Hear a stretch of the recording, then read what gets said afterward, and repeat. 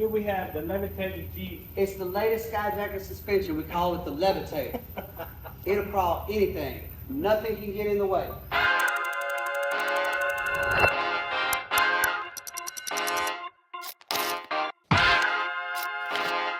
All right, guys. Well, both axles are out.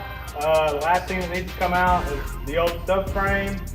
We got the radiator and more stuff off of the front end to make it a little easier for us to mount the PSC stuff and get some other stuff handled.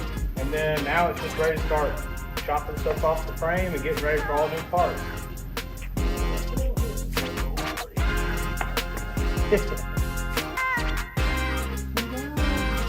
One axle out, one more to go.